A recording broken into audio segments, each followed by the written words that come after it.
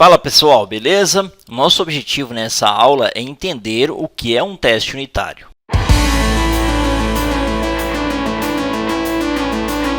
Os testes unitários são pequenos métodos independentes que implementamos para testar alguma parte do nosso código. Então, digamos que nós temos um método na nossa classe que precisa ser testado para garantir que ele funcione conforme esperado. Para garantir isso, a gente precisa implementar um ou mais testes unitários. E cada teste unitário é um método muito pequeno que a gente cria. É um pedaço de código que implementamos para invocar um método que está sendo testado. Nesse exemplo específico, eu estou testando um método chamado GenerateCoupon. Portanto, o método JUnit que criarei invocará o método GenerateCoupon e validará que produziu um resultado esperado. Para testar o código da aplicação, geralmente implementamos mais de um teste unitário. Um teste unitário testará o nosso método com parâmetros válidos, enquanto outros testes unitários passarão intencionalmente parâmetros inválidos ao nosso método.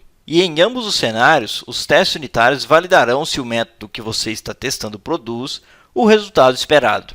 O código dos testes unitários é muito simples e geralmente é muito curto. E é por isso que no slide do lado direito eu ilustrei cada teste unitário com um elemento muito menor que o elemento que representa o método que está sendo testado no lado esquerdo.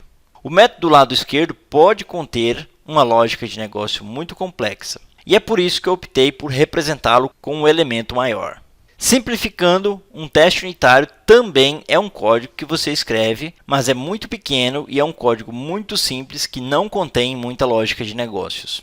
É um código muito simples porque tudo o que ele faz é chamar um método e testá-lo, usando parâmetros específicos e validar o resultado retornado.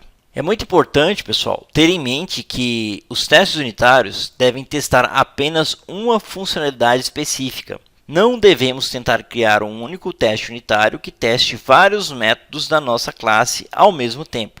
Para implementar nossos testes unitários, usaremos o JUnit 5. O JUnit nos fornece uma API para implementar pequenos trechos de código para testar nossos métodos. A nossa aplicação pode conter muitas classes e cada classe pode conter vários testes unitários para garantir que tenhamos uma boa cobertura de testes e, por consequência, garantir o comportamento esperado. O ideal é implementarmos mais de um teste unitário para a maioria dos métodos da nossa classe. Independente da IDE, pelo menos nas que eu já trabalhei, quando a execução do teste unitário for bem sucedida, ele será marcado com a cor verde. Mas quando o resultado não corresponde ao esperado, ocorre uma falha e ele será marcado com a cor vermelha. É por isso que nesse slide tem alguns testes unitários coloridos em verde e alguns testes unitários que falharam coloridos em vermelho. Avaliando mais de perto um único teste unitário, inicialmente vamos começar com um exemplo de um código muito simples, que à medida que a gente for avançando e nos sentirmos mais à vontade com os testes unitários, veremos exemplos mais complexos. Vamos supor que temos uma classe chamada SimpleMath, e ela possui um método muito simples chamado Sum, que recebe dois parâmetros do tipo double. Ele possui regras de negócio muito simples e tudo que ele faz aqui é realizar a soma dos dois parâmetros e retornar o resultado também do tipo double. Mas mesmo sendo um exemplo de código muito simples, esse método ainda deve ser testado. Por exemplo, se um desenvolvedor cometeu um erro de digitação e em vez da soma realizou a multiplicação ou subtração. Para prevenir isso, podemos e devemos implementar testes unitários para garantir que esse código funcione corretamente. Para testar esse método, podemos implementar um teste unitário que se pareça com esse trecho de código. Nas próximas aulas, eu falarei de forma mais aprofundada sobre a estrutura dos testes unitários e todos os seus detalhes. Não se preocupe se por enquanto as coisas se parecerem um pouco estranhas ou confusas. Pouco a pouco, tudo vai fazer sentido. Por exemplo, você deve ter notado que o nome do método parece muito incomum. É muito longo e tem a anotação @teste. Mas não se preocupe, falaremos sobre isso ao longo do curso. Observe que esse método é dividido em três seções principais. A primeira delas é chamada de given ou arrange. É nessa seção que criamos a nova instância da classe SimpleMath. A segunda seção é chamada de When ou Act. É nessa seção que invocamos o método a ser testado Sum, passando a ele dois parâmetros válidos. O método Sum, que como você deve imaginar, soma os dois doubles, é o método que estou testando, e ele é chamado de Method Under Test, ou em uma tradução direta, método em teste, ou método sobre teste. Claro, a gente quer ter certeza de que o método funciona conforme esperado e realiza realmente a soma de forma correta. Então, eu passo dois parâmetros e armazeno o valor retornado em uma nova variável chamada Actual. Por fim, temos a terceira seção, que é chamada de Then ou Assert. E esta é uma seção onde eu uso métodos do JUnit para verificar se o resultado está correto. 6.2 somado com 2 deve produzir 8.2 como resultado. Então, eu uso um método especial do JUnit chamado AssertEquals para verificar se o resultado armazenado na variável Actual está correto. O primeiro parâmetro que o AssertEquals aceita é o valor esperado. E nesse caso, esperamos que o resultado seja igual a 8.2. O segundo parâmetro é o valor real que foi retornado do método de soma. E o terceiro parâmetro é uma mensagem de erro opcional que será impressa no console se esse teste unitário falhar. Então, se 6.2 somado com 2 não produzir 8.2, significa que esse teste unitário irá falhar. E a mensagem 6.2 mais 2 não produziu 8.2 será impressa no console. Como eu já disse, não se preocupe se você estiver se sentindo um pouco confuso e perdido nesse momento. Nas próximas aulas, iremos implementar testes unitários na prática, iremos executá-los e vermos como tudo funciona. Se executarmos os testes unitários no meu ambiente de desenvolvimento, por exemplo, a Spring Tool Suite ou o Eclipse, e esse teste unitário passar, teremos uma barra verde. Mas se meu método de soma não retornar o resultado esperado e o meu teste unitário falhar, veremos uma barra vermelha e, claro, haverão mais informações sobre a falha impressas no console e também no painel de resultados do teste. Claro, diferentes ambientes de desenvolvimento terão diferentes interfaces de usuário para os relatórios de teste, mas, em essência, os testes unitários bem-sucedidos sempre serão verdes e os testes unitários com falha sempre serão vermelhos. Resumindo, testes automatizados são um processo em que desenvolvedores implementam e executam testes muito simples que testam partes individuais da nossa aplicação. Os testes unitários são muito pequenos e são executados muito rapidamente. Eles rodam muito rápido porque, ao testar um método, quaisquer dependências que esse método possa ter são substituídas por objetos mocados. Por exemplo, se o método que estou testando faz uma requisição HTTP e depende do objeto HTTP Client, um objeto HTTP Client real precisará ser substituído por uma versão fake ou mocada dele. E pode haver diferentes tipos desses objetos fakes. Pode haver um objeto fake, pode haver um objeto mocado, ou pode ser um objeto spy. E claro, falaremos mais sobre esses diferentes tipos de objetos fakes mais adiante nesse curso. Portanto, o objeto HTTP Client real será substituída pela versão mocada dele e nenhuma requisição HTTP real será enviada. E isso fará com que nosso teste unitário seja executado muito mais rapidamente. Nós fazemos isso porque precisamos que o teste unitário não esteja realmente testando como um HTTP Client funciona. O teste que precisamos é focado apenas em testar o código dentro do método que nós estamos testando. Se o método que estamos testando depende de outro objeto, a dependência precisará ser substituída por um objeto mocado. Quando todas as dependências externas forem substituídas por objetos mocados, com comportamento pré-definido ou com valores codificados, o método que estamos testando funcionará muito rapidamente e nossos testes unitários também funcionarão muito rapidamente. E é por isso que, se necessário, podemos e devemos implementar mais de um teste unitário para testar um único método. Por exemplo, um teste unitário irá testar o método passando parâmetros válidos. Outros testes unitários serão para testar o método com parâmetros inválidos. E outros testes unitários podem ser para testar o método com a resposta inválida do HTTP client. Enfim, podemos implementar diferentes testes unitários para garantir que o método que estamos testando funcione corretamente e seja confiável em diferentes condições e sempre produza o resultado esperado. Eu creio que com esse breve início já deu para ter uma ideia do quão importante é testar o nosso código, mas na próxima aula eu vou abordar diferentes outros motivos para implementarmos testes unitários. Então, até lá!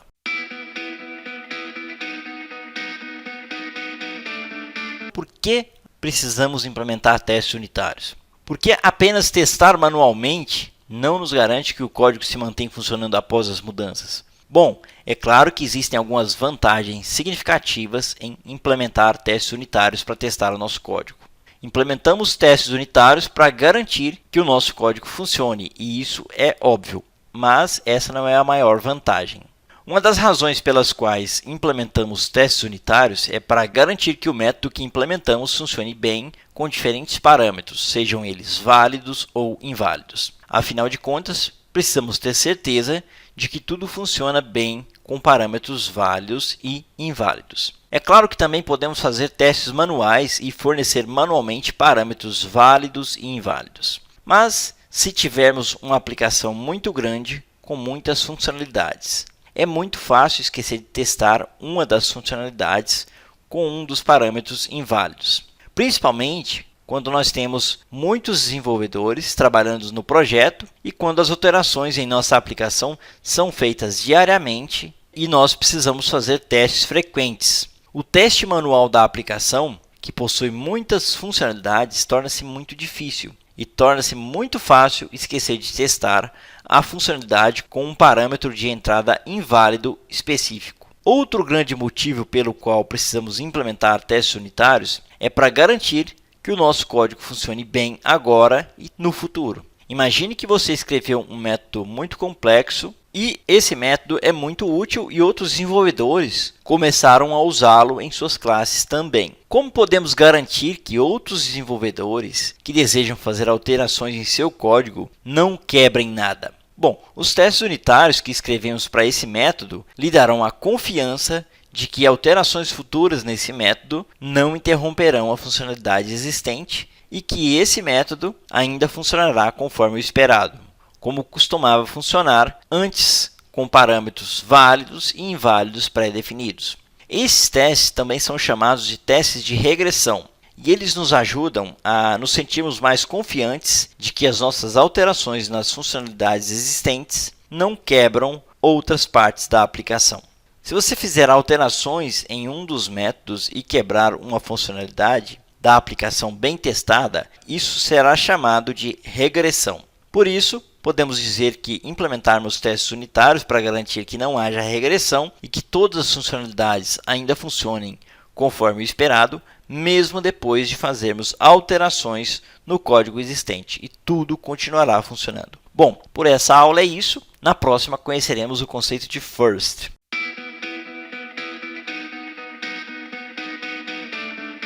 First é uma combinação de vários princípios, e nessa aula aprenderemos sobre esses princípios. A primeira letra do princípio de first significa fast, ou, em português, rápido. Os testes unitários são pequenos pedaços de código que executam uma tarefa específica. Como os testes necessários são pequenos e, ao contrário dos testes de integração, os testes unitários não se comunicam com servidores ou bancos de dados remotos, eles são executados muito rapidamente. A próxima letra no princípio first significa independent, o que, claro, em português é independente. Idealmente, os testes unitários devem ser independentes uns dos outros. Um teste unitário não deve depender do resultado produzido por outros testes unitários. Na verdade, por padrão, os testes unitários são executados em ordem. Isso não é óbvio e não sabemos realmente qual teste unitário será executado primeiro e qual teste unitário será executado em segundo lugar. O código que você está testando, ou o System Under Test, também deve ser isolado de suas dependências. E isso é para garantir que o bug em uma dependência não influencie um teste unitário. Portanto, as dependências não influenciem no resultado da execução do teste unitário. Portanto, as dependências geralmente são mocadas ou usamos stubs com dados pré-definidos. E dessa forma, os testes unitários podem testar o System Under Test de forma isolada de suas dependências e produzir um resultado muito preciso. A próxima letra no princípio first significa repeatable, ou em português, repetível. Nós precisamos que o processo seja repetível. E se executarmos os mesmos testes unitários várias vezes, eles devem produzir o mesmo resultado. Se precisarmos que os testes sejam executados em um computador diferente, ele também deve produzir o mesmo resultado. É por isso que precisamos de testes independentes do ambiente e de outros testes unitários. Os parâmetros que o método e o teste requerem são geralmente pré-definidos e codificados. E se o método que você está testando precisar ser testado com parâmetros válidos e inválidos, você criará 2, 3 ou mais testes unitários diferentes. Cada teste unitário testará o método com o seu próprio conjunto de parâmetros pré-definidos. E dessa forma, precisamos que o teste se torne repetível. E se executarmos várias vezes em vários ambientes diferentes, em um computador diferente ou em um sistema operacional diferente, ele ainda produzirá o mesmo resultado toda vez que executarmos. A próxima letra significa self-validating ou autovalidação. E isso significa que, para saber se o teste que executamos tenha passado ou não, o desenvolvedor não deve fazer nenhuma verificação manual adicional. Após a conclusão do teste, ele mesmo precisará se autovalidar e devolver o resultado. O método UnderTest, por si mesmo, decidirá se o teste unitário passou ou falhou. Depois que o teste unitário for concluído, o resultado deverá ficar claro. Por fim, a última letra, que significa thorough e timely, que em português significa dizer que ao testar um método devemos considerar tanto o caminho feliz quanto o cenário negativo. E isso significa que na maioria das vezes criamos vários testes unitários para testar um método que aceita parâmetros, um teste unitário que testará seu método com parâmetros válidos e outros testes unitários que testarão o método com parâmetros inválidos.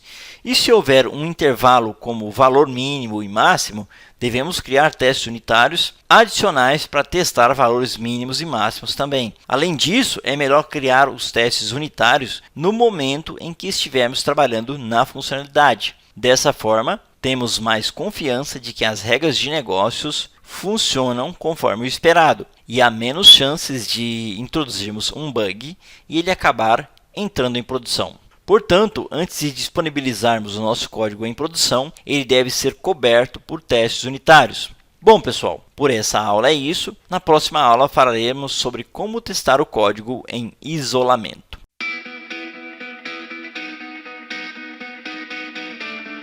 Este teste não deve invocar nenhuma outra dependência além do método enTest ou método UnderTest. Então vamos dar uma olhada nesse diagrama para entendermos o que isso significa. Vamos considerar que temos uma classe com dois métodos e que precisamos implementar testes unitários para o método A para verificar se esse método funciona bem e retorna o resultado esperado. Em um cenário ideal, o método A tem uma única responsabilidade e é isolado de qualquer outra classe externa.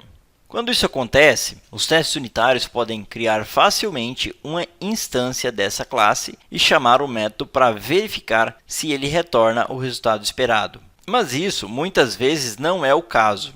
Na real, na maioria das vezes não é o caso. Frequentemente, o método A cria uma instância de outro objeto e para fazer o seu trabalho, o método A precisa chamar um ou dois ou mais métodos que pertencem a outro objeto. E isso complica muito os nossos testes, porque se ocorrer uma falha no método que está em outro objeto, os testes unitários também falharão. E como nossos testes unitários foram criados para testar o método A do objeto A, podemos concluir erroneamente que é o método A do objeto A que está se comportando mal, enquanto na verdade o erro real está ocorrendo em um método diferente, em um objeto diferente. E é exatamente por isso que precisamos isolar o código que estamos testando. Criamos um teste unitário para testar apenas a lógica de negócio dentro do método A. E como estamos interessados apenas em testar o código e o método A, precisamos encontrar maneiras de isolar o método A de outras dependências e testá-lo isoladamente do código no objeto B. Considerando esse fato, vamos entender como que a gente pode fazer isso. Para tornar o nosso código melhor testável, precisamos usar injeção de dependências. Digamos que temos um objeto A que depende do código em outros objetos B e C.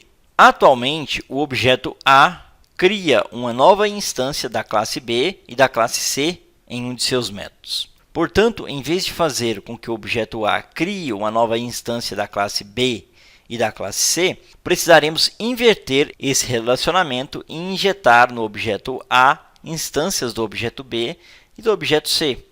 E isso é chamado de injeção de dependências. Quando as dependências são injetadas dessa forma, para isolar o código no objeto A, do código e do objeto B e C, podemos implementar um teste unitário que injeta no objeto A uma implementação fake ou mocada do código no objeto B e C. Dessa forma, podemos testar o código no objeto A isoladamente e assim evitamos situações em que um bug no objeto B cause um falso positivo no teste. Injetar uma implementação mocada no objeto A ao invés de usarmos a dependência real nos ajuda a isolar o código que precisamos testar e testá-lo com diferentes tipos de parâmetros. Se precisarmos testar o nosso código com uma variedade de parâmetros diferentes, válidos e inválidos, podemos criar um teste unitário que funcione com mais implementações desses objetos ou até mesmo stubs simples que realmente não fazem nenhuma lógica de negócios. Em aulas futuras, aprenderemos na prática como criar objetos mocados e stubs. Mas por enquanto, é muito importante entender que quando o nosso código em teste tem dependências de outros objetos, precisamos usar injeção de dependências e injetar implementações mocadas dos objetos. Dessa forma, podemos testar o nosso código isoladamente sem invocar a dependência real. Vamos dar uma olhada em um pequeno trecho de código. Eu tenho um método chamado checkout que invoca um serviço responsável por processar o pagamento. Ao invés de invocarmos payoutProcessor.processPayment, criamos uma nova instância de payoutProcessor e ao invés do checkout criar uma nova instância do serviço payoutProcessor, faremos com que esse método aceite essa instância como parâmetro ou mesmo no construtor da classe CartCheckout. Dessa forma, podemos usar injeção de dependências e injetar essa dependência usando o construtor ou pelo atributo. Se você não sabe bem o que é injeção de dependências, eu vou deixar nos recursos dessa aula links com artigos sobre o assunto. Então, basta dar uma conferida lá que você vai entender melhor o que é isso. Então, reforçando, quando precisamos implementar um teste unitário para validar o comportamento de um método, precisamos isolar esse método de outras dependências.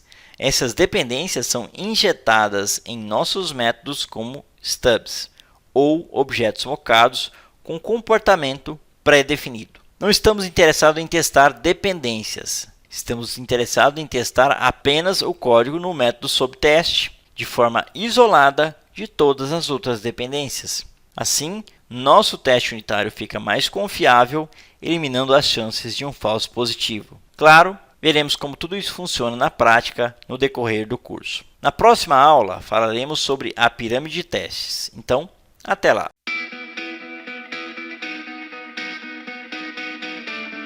Observe que os testes unitários estão na parte inferior da pirâmide de testes.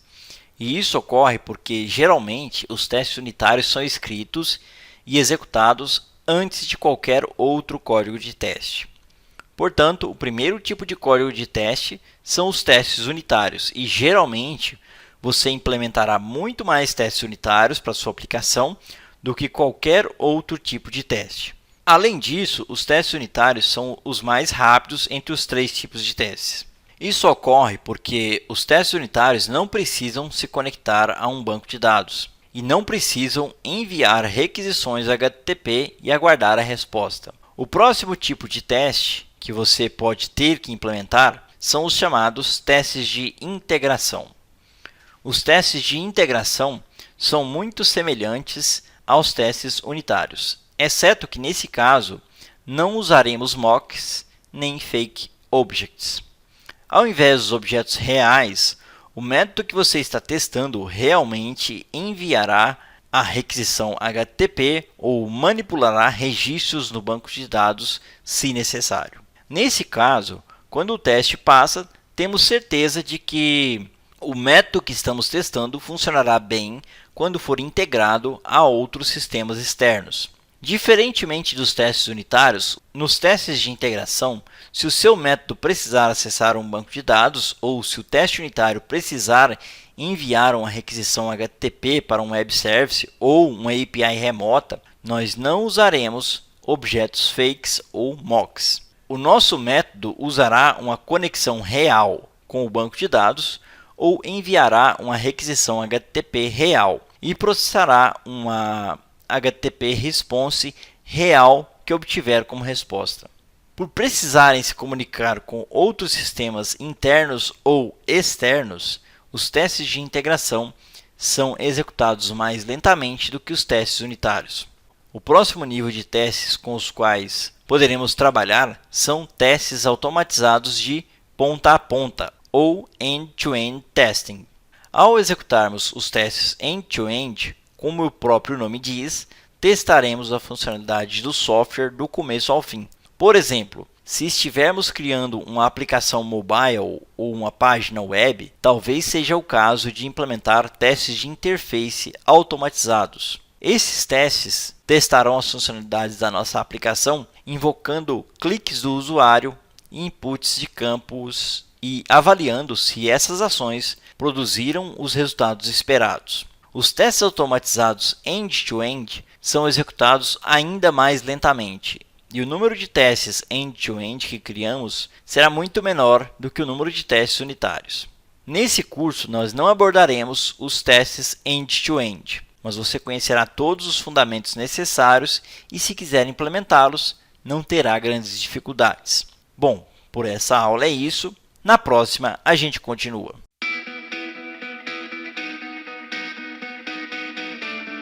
A primeira resposta que vem à mente é que é um framework de testes que nos permite implementar testes unitários, o que é verdade. Mas vamos dar uma olhada em sua arquitetura. Se olharmos no site oficial, veremos que o JUnit é uma combinação de três coisas: do JUnit Platform, JUnit Jupyter API e JUnit Vintage Test Engine. O primeiro componente do JUnit é a plataforma JUnit. É uma plataforma principal que serve como base para a inicialização de frameworks e testes na JVM e fornece um mecanismo de testes para desenvolver e executar frameworks de testes na JVM. As ideias mais populares como Eclipse, IntelliJ, NetBeans e ferramentas de build como Maven, Gradle e Ant, todas elas fornecem suporte completo para a plataforma JUnit e podemos usar essas ferramentas para executar os nossos testes unitários. Pense no JUnit Platform como uma plataforma que te permite executar os testes unitários que a gente cria. O segundo componente é o JUnit Jupyter API e é uma combinação do novo modelo de programação e de extensão para implementar testes e extensões no JUnit 5. Resumindo, o Jupyter API é o nome da API e a Jupyter API é o que usamos para implementar os nossos testes unitários. É esse cara que provê as diferentes annotations de teste e assertions que usamos em nossos testes unitários. A Jupyter API também possui uma extensão que nos permite criarmos a nossa própria versão da API de testes que podemos usar adicionalmente ao Jupyter. Pessoalmente, eu não recomendo fazer esse tipo de extensão até que você tenha sólidos conhecimentos e domínio completo do JUnit. O terceiro componente é o JUnit Vintage. O JUnit Vintage é um mecanismo de backward compatibility que nos permite executar testes unitários mais antigos. Antes do JUnit 5, existia o JUnit 3 e o JUnit 4. E o JUnit Vintage existe exatamente para nos prover um mecanismo de testes para executar testes unitários JUnit escritos com a versão mais antiga da API JUnit. Por causa do JUnit Vintage, podemos ter um projeto que contém testes unitários escritos com a JUnit API mais antiga e testes JUnit escritos com a versão mais recente da API, chamada Jupyter. Juntos, esses três componentes formam o JUnit 5 que usaremos nesse curso. Por essa aula é isso, na próxima a gente continua.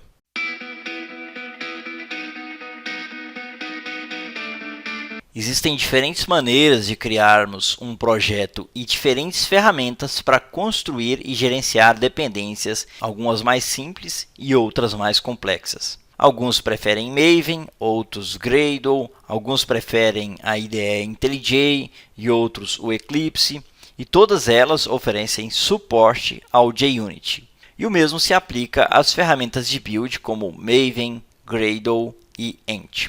Nesse curso, inicialmente vamos montar um projeto do zero, passo a passo, adicionando e conhecendo cada dependência e em seguida partiremos para projetos mais complexos. Trabalharemos com projetos baseados em Maven, neles te mostrarei como criar um novo projeto e configurar o JUnit.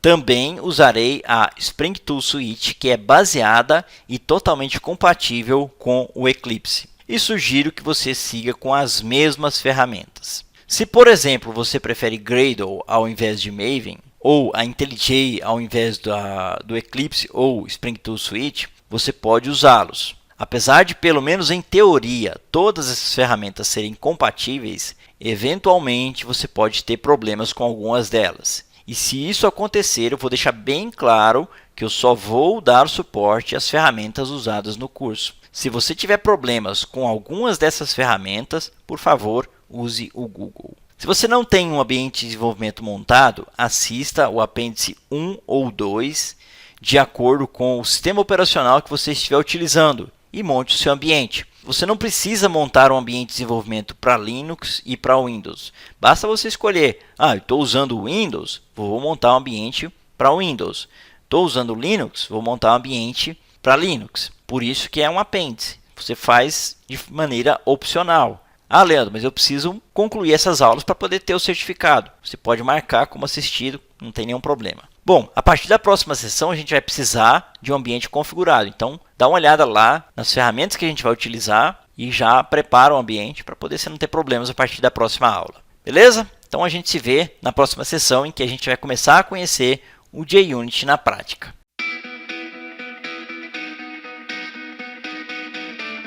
Para isso, clique em File, New, Other, e aqui você vai escolher a opção Maven. Então aqui tem várias opções, né? Então pode estar dessa maneira aqui, você vai vir e escolher a opção Maven. Tem 3 opções de projetos Maven, você vai escolher Maven Project. Next, aqui você vai marcar a opção Create a Simple Project, Skip Archetype Selection e vai desmarcar a opção Use Default Workspace Location. E aqui a gente vai colar o caminho onde o código vai ser salvo. Perfeito! Aqui tem uma opção Advanced, a gente não vai mudar nada nisso, podemos ignorar isso daqui. Não vamos adicionar esse projeto a um Working Set. Clique em Next e aqui você vai definir o Group ID. O Group ID é a estrutura de pacotes que geralmente é o domínio da sua organização em ordem reversa. No meu caso, BR com Erudio. O Artifact ID vai ser Automated Tests with Java -Erudio. Beleza. Name a gente não precisa definir. Versão a gente pode deixar a versão padrão. O empacotamento vai ser jar. Name Description a gente não seta. Parent Project a gente não seta nenhuma dessas configurações. Advanced também não. Vamos clicar em Finish. E ele vai criar um projeto Maven para a gente. Perfeito, projeto Maven criado e ele está na versão do J2SE 1.5. A gente precisa subir isso aqui através do nosso POM. A gente pode modificar isso aqui e ajustar. Perfeito, pessoal. Então aqui está a estrutura, uma estrutura Maven padrão. Se você não conhece Maven, a gente vai fazer uma revisão rápida na sessão antes de a gente aprender a testar com Spring Boot. E aí eu vou explicar mais aprofundadamente E lá na seção FAQ também eu vou deixar uma aula sobre o Maven. Mas resumindo, o Maven ele define uma estrutura de pacotes em que você vai organizar seu código, né? Tem 4 pastas padrão, que é o src main Java, src main resources. Aqui fica o código principal da sua aplicação. Nos recursos ficam os arquivos XML, arquivos de YAML, arquivos .properties, arquivos de configuração e por aí vai. Temos também o src test Java, em que ficam os testes, eles não ficam junto com o código principal. E também temos os tests resources, que são normalmente as mesmas versões do que tem aqui, só que para ambiente de teste. Aqui tem o JRE System Library, que está apontando para o Java 1.5 ou Java 5. E aqui tem o source e target, que são o código dessa aplicação compilada gerada pelo Maven. E aqui a gente tem o pom.xml. Também vou explicar isso aqui quando a gente for começar a mexer com Spring Boot, beleza? E se você está com um pouquinho de pressa, vai lá na seção FAQ, dá uma olhada lá, que eu vou deixar uma aula explicando todos os detalhes sobre Maven. Perfeito. Onde que esse código está sendo salvo? Vou clicar com o direito, Show in System Explorer. E aqui está o código salvo. Eu vou numerar de acordo com a seção. Então, S03 começa no S03 porque a sessão anterior era teórica e aí vai subindo até a última versão do nosso projeto. E aqui está o nosso código. Aqui a gente tem o src e o pom, que é o que nos interessa. Tudo isso daqui só faz sentido para o Eclipse ou para a IDE. Se você estiver utilizando o IntelliJ, por exemplo, ele não vai ter esses settings, nem ClassPath, nem Project, mas vai ter outras pastas correspondentes à IDE. O target é gerado pelo Maven, então vai existir. Perfeito. Voltando, posso fechar isso daqui e a gente vai subir a versão do Java para o Java 19, que é a versão mais recente no momento que eu estou gravando essa aula. Beleza, então vou definir aqui uma tag Properties, terceira opção aqui. Beleza, e aqui a gente vai definir as nossas propriedades. Primeira coisa que a gente vai definir, que é o java.version, que é uma versão fixa do Java que a gente vai passar, né? Que vai ser o Java 19. Eu vou duplicar esse cara, na verdade eu vou triplicar, né? Ctrl Alt setinha para baixo, e aqui a gente vai ter o Java compiler.target. Beleza, e aqui também vai ser Java compiler.source. O que a gente está fazendo aqui, pessoal? A gente está dizendo para o Maven como que a gente vai compilar o nosso código. Ele vai usar o compilador apontando para a versão 19 do Java e o nosso código está escrito na versão 19 do Java. Então ele vai compilar apropriadamente. Perfeito. Agora, pessoal, a gente precisa também adicionar o compilador do Maven, porque apenas da forma que está, a gente não vai conseguir compilar. Leandro, mas eu já vi que no Spring Boot é muito mais prático, bem mais simples, isso aqui já é feito automaticamente. Sim, realmente você tem razão. A gente vai ver da forma mais difícil e mais adiante a gente vai ver da forma fácil. Eventualmente você pode ter que trabalhar em um projeto que não é tão simples, as coisas não estão prontas e você precisa fazer da sua maneira, precisa customizar e precisa saber como é que as coisas funcionam no background. Então, o que eu estou fazendo aqui é isso. Beleza, posso salvar isso daqui e a gente vai adicionar agora a versão do Maven Compiler. Antes da gente adicionar a versão do Maven Compiler, eu vou duplicar esse cara aqui de novo. Ah, pessoal, aqui é Maven, não Maven Compiler Target. E aqui também. Beleza, agora sim. Agora está tudo certo. Vou duplicar isso aqui de novo. Beleza. E agora é o Maven Compiler Plugin Version. .version. Que esse cara aqui, eu não sei qual é a versão atual. Não é a 19. Então, como que eu vou descobrir qual é a versão que eu devo utilizar? Simples, a gente já vai ver isso agora. Vou pegar aqui Maven Compiler Plugin, Ctrl C. E a gente vai no Google e vamos pesquisar por Maven Compiler Plugin. Beleza. Clico sobre Apache Maven Compiler Plugin. Clico sobre ele. E aqui tem mais detalhes sobre esse Maven Compiler Plugin na página oficial do projeto. Mas a gente não precisa exatamente desse, a gente precisa da dependência. Então você vai vir nesse segundo link aqui, o Apache Maven Compiler Plugin MVN Repository, que é o endereço. Então, clico sobre ele e aqui tem todas as versões. Eu posso ver que a versão mais recente desse cara é a 3.10.1. Clico sobre ela e aqui está o que nos interessa. O que eu vou fazer, pessoal? Eu vou copiar esse miolinho aqui, ó, só isso. E a gente vai voltar para a IDE. Abaixo de Properties, a gente vai adicionar uma outra configuração, que é a configuração de Build. Ele já sugere aqui. Dentro de Build, a gente vai adicionar a propriedade Plugins. E dentro de Plugins, pode ter mais de um plugin. Um deles é o Maven Compiler Plugin. E aqui a gente adiciona o plugin. Beleza. E a gente cola aquelas 3 linhas que a gente copiou. Deu uma bagunçada aqui. Ctrl Shift F para formatar.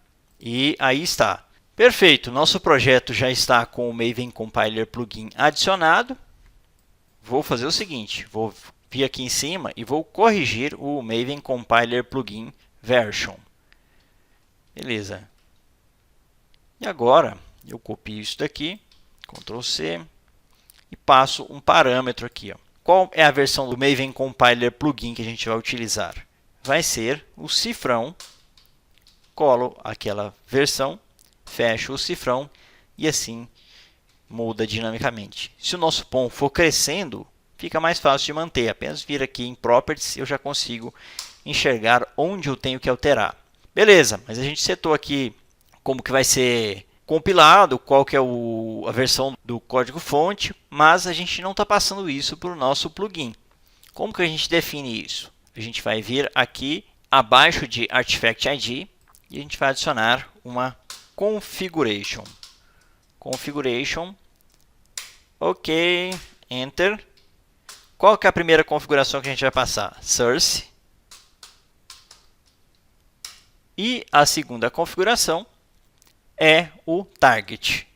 Ou seja, eu estou na versão 19 e quero compilar para Java 19.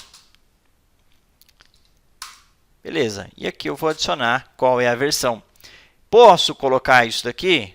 Pode, pessoal. Posso colocar o Maven Compiler Plugin Target e o Maven Compiler Source. Quando a gente define aqui, a gente está dizendo para o Maven o que a gente vai usar. No caso, eu vou deixar o Java Version, que daí a gente mudou o Java Version, muda aqui também. Beleza. As outras variáveis vão ser usadas internamente no próprio Maven. Beleza. Mesma coisa aqui. Ok. E era isso.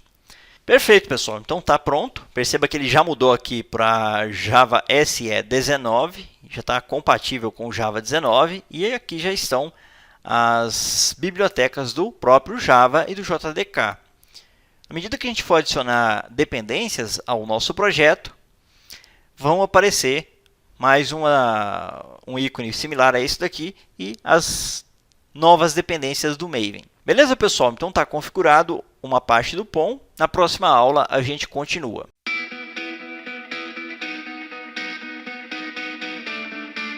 Antes da gente continuar, eu vou dar uma formatada nisso daqui. Ctrl Shift F, selecione tudo, dou um Ctrl Shift F. E eu vou desmarcar essa opção aqui em cima, Show White Space Characters.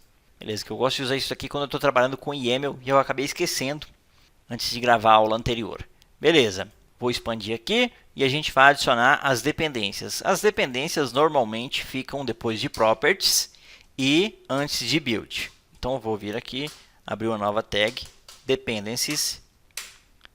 Beleza, e aqui dentro a gente vai adicionar todas as nossas dependências. O que a gente vai fazer, pessoal? A gente vai voltar para o browser e a gente vai pesquisar pela dependência que a gente precisa, né?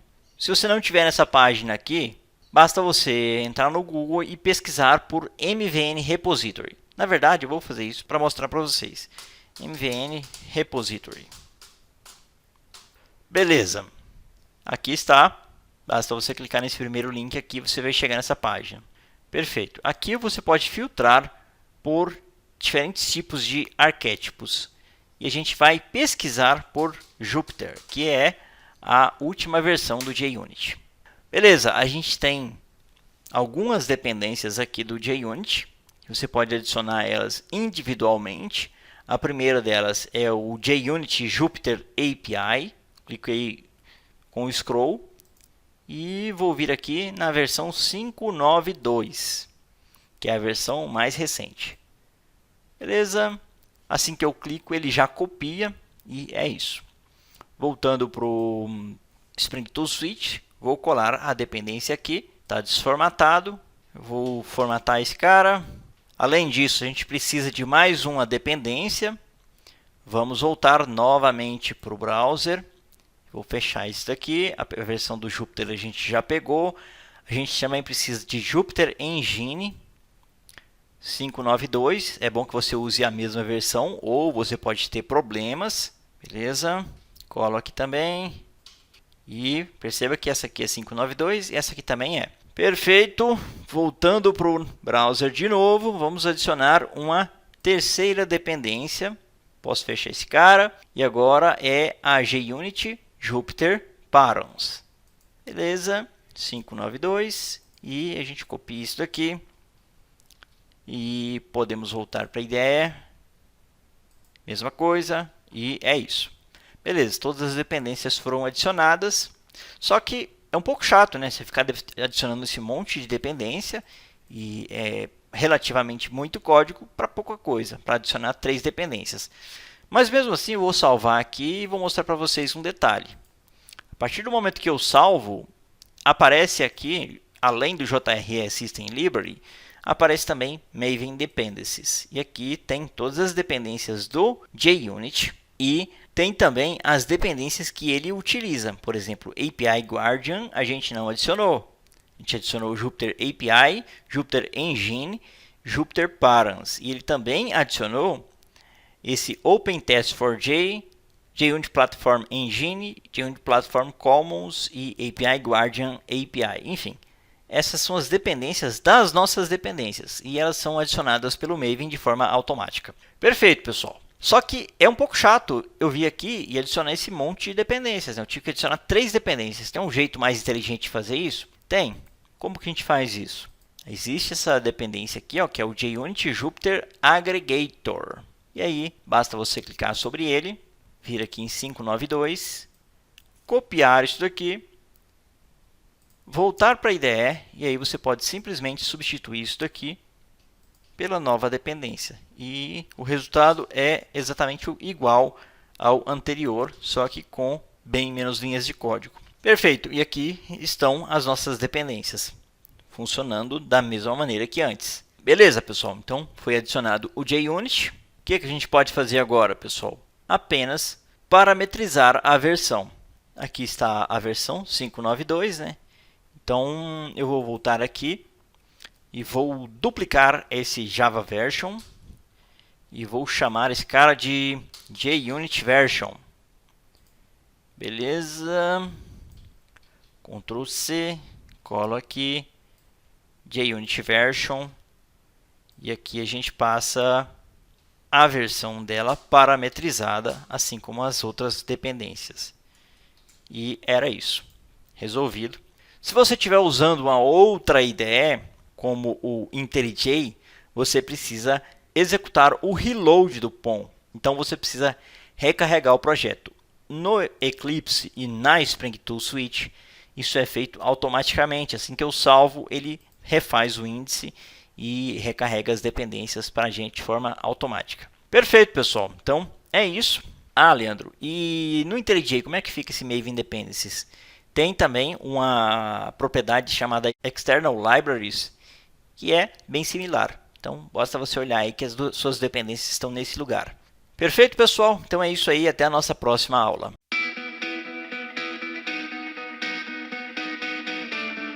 Podemos vir aqui em src teste Java, lembrando que não fica no mesmo pacote que o código, né? Então a gente vai adicionar aqui um novo pacote, que é o br.com.erudio. Ok, Ctrl C, vou colar isso daqui também no no pacote main, né? Então a gente vai ter esse pacote BR com Erúdio tanto no src main Java quanto no src test Java. É um espelho, né? O nosso primeiro teste vai ser simples, mas mais adiante a gente vai usar os dois pacotes. Beleza, então vamos criar esse primeiro teste unitário, né? Clique com o direito sobre o pacote dos testes, né? New, e aqui a gente tem a opção JUnit Test Case. Pode não aparecer, você vem vir aqui em Other. E aí basta você pesquisar aqui por JUnit, que ele já vai filtrar. E aí você escolhe JUnit Test Case. Das próximas vezes ele já vai ficar como um atalho lá. Clico em Next. O nome do pacote é BR com Erúdio. Aqui tem as versões do JUnit para JUnit 3, JUnit 4 e JUnit Jupyter, que é o JUnit 5, é a versão mais recente. Essa opção tem que estar marcada. Esse código Java vai ficar em Automated Test with Java Erúdio /src test Java. E aqui a gente vai definir o nome. Vou chamar esse cara de foobar test. Beleza, esse é o nome do teste. A gente poderia marcar aqui para adicionar algumas configurações iniciais do JUnit, mas por enquanto a gente não vai fazer isso porque a gente não precisa disso ainda. Beleza, então eu vou clicar em Finish e ele já vai criar para mim a primeira classe de teste. Se eu clicar sobre ela, Run as JUnit Test vai falhar, porque evidentemente ainda não foi implementado. Esse é a barra vermelha. Quando você ver essa barra aqui, significa que tem algo errado com o seu código. Mas se eu vier aqui e mudar para sysout hello JUnit 5, aí ele vai mudar para sucesso. Beleza? Posso clicar sobre a classe, aí vai rodar todos os testes que essa classe tiver. Run as JUnit test, só tem um, então vai rodar só ele, mas se tivesse mais, ele rodaria mais testes. Eu posso clicar sobre o método também, Run as JUnit test, ou ainda eu posso clicar sobre o pacote, sobre os src test Java ou sobre o projeto Run as JUnit test. Aí ele vai rodar todos os testes. Perfeito. E é isso, pessoal, assim que funcionam os testes. Só que ainda tem algumas coisas que a gente precisa melhorar. E uma delas é adicionar o Maven Surefire plugin. E a gente vai conhecer esse cara na próxima aula. Beleza? Então é isso aí. Até a nossa próxima aula.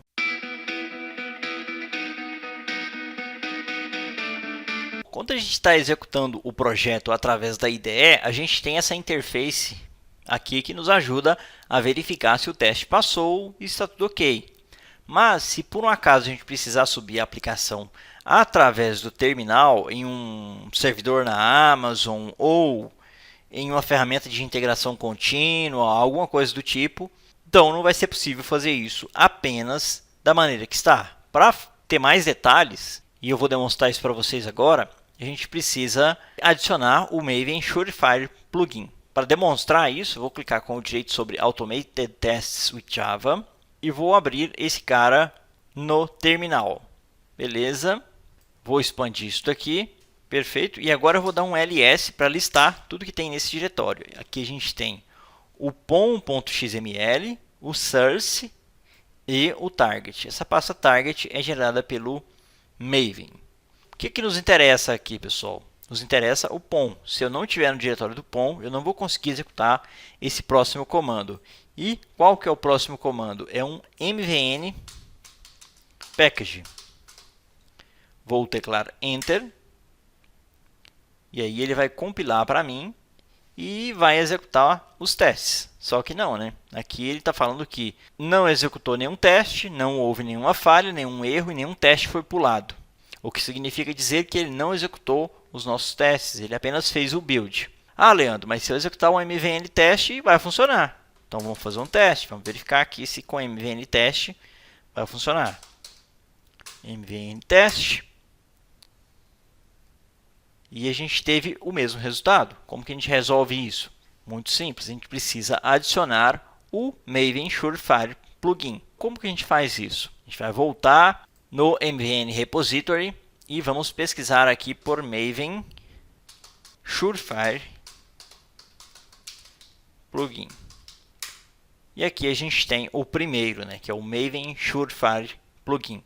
Clico sobre ele e a versão mais atual é a versão 3.0.0 Milestone 9, que foi lançada há 2 dias atrás, dia 14 de fevereiro. Não gosto muito de usar a versão mais atual porque pode ter algum bug, mas a gente vai escolher a opção 3.0.0 Milestone 9. Beleza, e aqui o que a gente vai fazer, pessoal? A gente vai copiar essas 3 linhas aqui, ó, da mesma maneira que a gente fez com o Maven Build Plugin. Ctrl C. Voltando para a nossa IDE, vamos voltar para o POM. Vamos descer aqui em Plugins e depois do plugin do Maven Compiler, a gente vai adicionar mais um plugin, que é o plugin do Maven Surefire Plugin. Beleza, colo aqui, Ctrl Shift F, salvo. E a gente vai voltar para o terminal e vamos repetir o comando mvn package. E agora precisa aparecer pelo menos um teste. Enter. Ok, e agora ele mostra que executou os testes, um teste. Não houve falhas, nem erros, nem nenhum que foi pulado. E aqui também tem novamente mais detalhes. Isso aqui, pessoal, é feito pela aplicação como um todo e por pacotes. Em BR com Erudio, ele executou e deu esse resultado. E os resultados gerais são esses daqui. Dessa maneira aqui você consegue ver os relatórios por pacotes. Beleza? Então, está funcionando. Detalhe, pessoal, eu quero pular os testes. Como que eu faço? É bem simples fazer isso também. Basta você vir aqui em MVN Packages.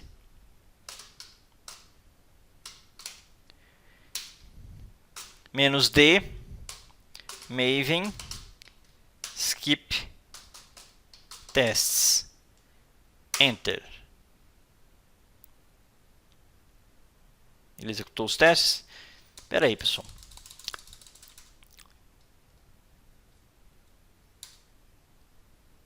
-D, Maven, .test, .skip, igual a true. Agora vai funcionar. Beleza. E nesse caso pulou os testes. Quando que você vai fazer isso daqui, pessoal? Quando você estiver com pressa e não for em ambiente de produção, aí você pula os testes. Mas no geral, evite fazer isso. Beleza? Então, está funcionando. Fez o build com sucesso e não fez nenhum teste. Então é isso aí, pessoal. Até a nossa próxima aula em que a gente vai criar um teste unitário um pouco mais robusto que a gente tem até agora. Então, até lá.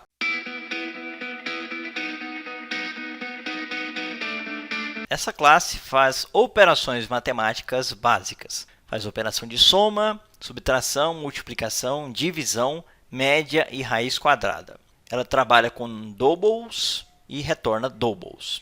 Beleza, vou deixar essa classe como recurso, só você baixar, adicionar o projeto. Ela vai ficar aqui em BR com Erudio Math.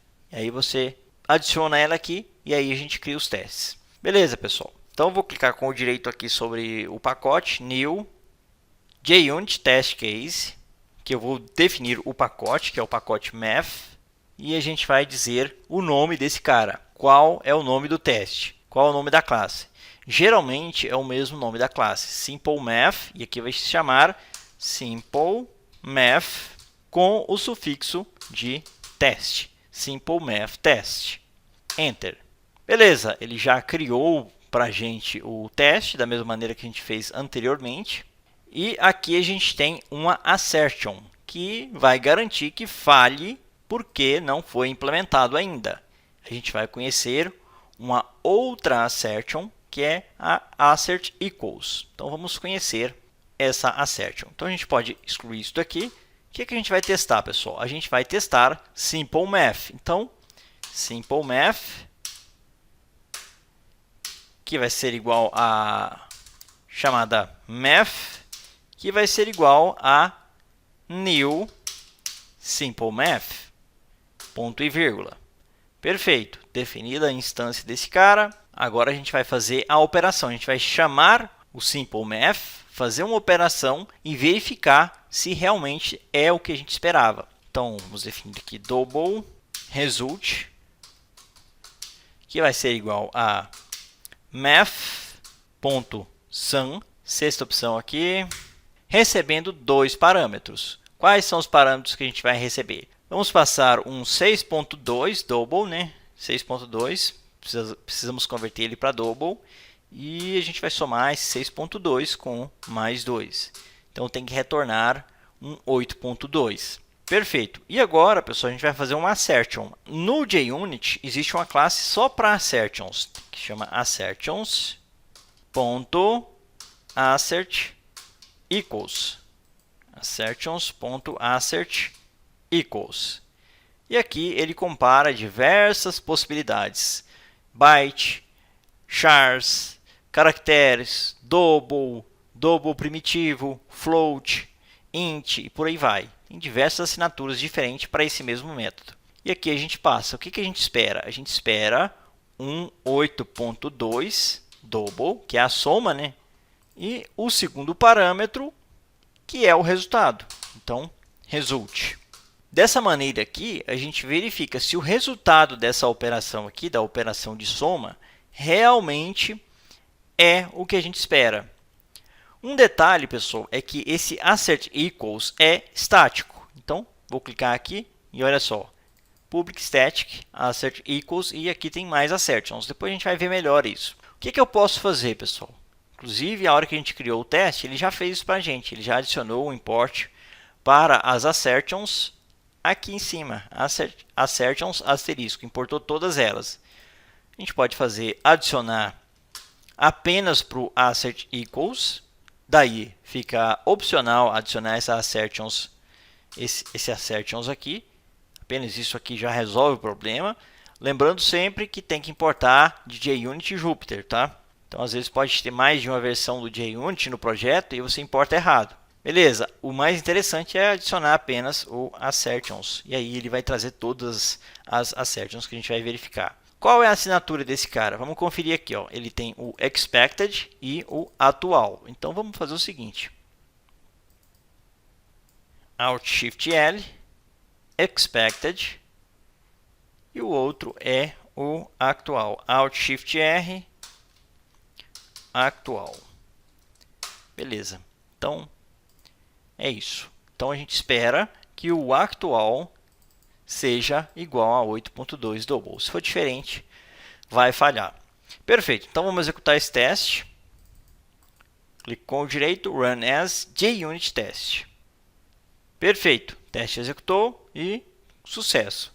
Agora, suponha que algum programador foi lá e mexeu no código e alterou alguma coisa. E agora ele colocou aqui uma multiplicação ou mudou alguma lógica, alguma coisa na lógica. A gente só quer simular isso. Clique com o direito, Run as JUnit Test. E agora tem que falhar. Ok, falhou. E assim a gente garante que esse teste falhe. O nome do teste, pessoal, geralmente começa com teste. Mais adiante a gente vai ver mais detalhes sobre como nomear testes, mas por hora a gente vai só mudar o nome desse cara para teste sum, que é testa a operação de soma. Vamos voltar aqui, Ctrl Z, e vamos executar o teste sum. Run as JUnit Test. E aí está. Perfeito. Funcionando. E a gente fez o nosso primeiro teste efetivamente. Né? A gente até já criou um teste, mas ele não fazia muita coisa de relevante. Apenas tinha um @teste, mas não fazia nada de muito relevante. Perfeito, pessoal. Então é isso aí. Na próxima aula a gente vai ver um pouco mais sobre as assertions e vamos conhecer também as assertion messages. Beleza? Então é isso aí. Até a nossa próxima aula.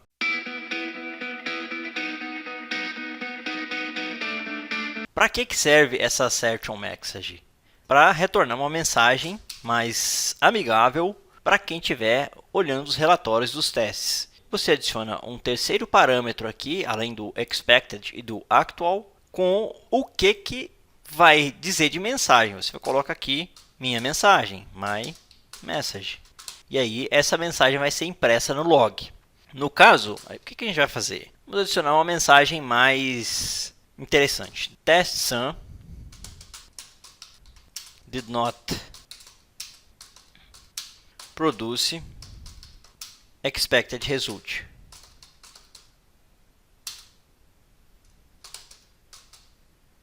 Beleza, então eu estou dizendo explicitamente que não produziu o resultado esperado, então não funcionou, ocorreu um erro. Vou simular esse erro, vou voltar aqui no Simple Math e vou adicionar de novo aquele sinal de multiplicação para que isso seja impresso. Isso aqui é impresso quando ocorre o erro, embora seja computado mesmo que não ocorra o erro. Então eu vou clicar com o direito, Run as JUnit Test. Beleza, ocorreu o erro, que está a falha, né? Aqui tem a stack trace e eu posso clicar nesse ícone aqui, ó, Show Stack Trace in Console View. Beleza? E aqui está, The test sum did not produce expected result. Então, fica mais claro o que está acontecendo. Você pode otimizar isso aqui para dizer explicitamente o que está acontecendo. Vamos melhorar isso aqui, pessoal? Vamos colocar o seguinte, 6.2 mais 2 não produziu 8.2. E fica ainda mais claro o que está acontecendo. Então vamos repetir o teste.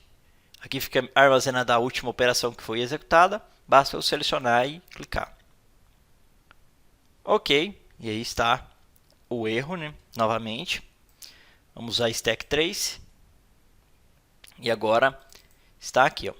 6.2 mais 2 não produziu 8.2. Então ocorreu um erro.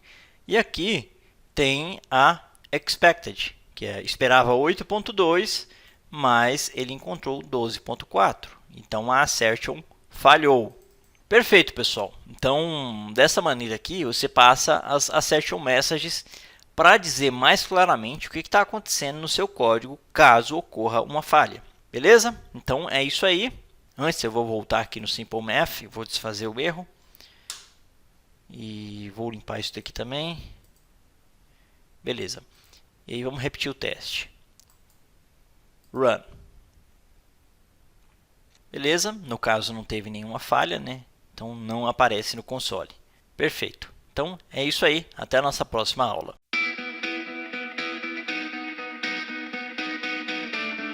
Se eu vier aqui em cima e tirar esse asterisco e teclar assert, e aqui tem assert all para collection, assert string, assert all para string e collection, e por aí vai, assert array equals, enfim, eu posso fazer assertion de diferentes tipos de informação, então tem diversas opções.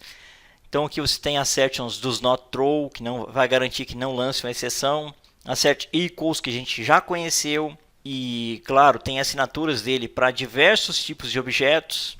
Vamos descer mais. Além disso, existe o assert not equals. Então vamos descer aqui. É muita coisa, pessoal. Então, assert false, assim como tem o assert false, também tem o assert true, assert instance of. Enfim, você pode inspecionar essa classe e verificar todas as possibilidades que você tem. Então você pode combinar isso aqui de forma inteligente para verificar seus testes. Aqui a gente tem o assert not null, assert throws, inclusive se valida se vai lançar uma exceção, assert timeout, enfim, tem muita opção mesmo. O que eu vou fazer? Vou voltar aqui o nosso velho asterisco para importar todas elas, e para ver mais sobre isso, para saber como elas funcionam, você segura Ctrl e vai até o código da classe assertions. E aqui tem a assinatura de cada uma delas, cada uma das assertions e todos os detalhes. Então basta você dar uma estudada nisso aqui. É uma classe bem grande, né? Então tem mais de 3.000 linhas e você pode investigar aqui como funciona. Beleza, pessoal?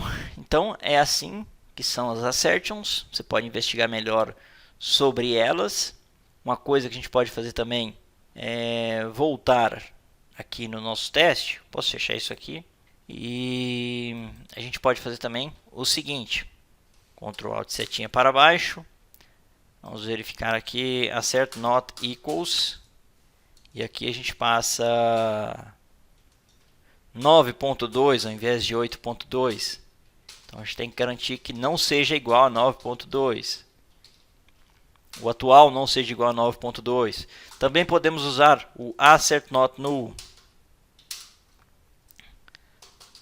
Assert not null. E aí a gente passa o actual. Beleza, pessoal. Então, vamos repetir os testes com mais algumas assertions. Ok, teste em execução novamente. E aí está. Passou novamente. Essas assertions também foram válidas. Beleza, pessoal. Então é isso. Na próxima aula a gente vai conhecer sobre lazy assert messages. Então, até lá.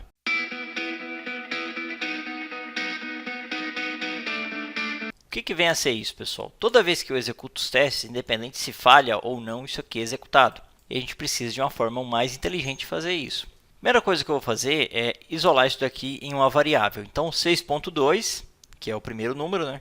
Alt Shift L, first number, e o second number, Alt Shift L, second number. Beleza, então a gente vai parametrizar isso aqui e aqui a gente passa first number e second number. Então, o que a gente vai fazer, pessoal? First number mais, e aí a gente concatena aqui 2, né? E aqui a gente passa mais uma concatenação.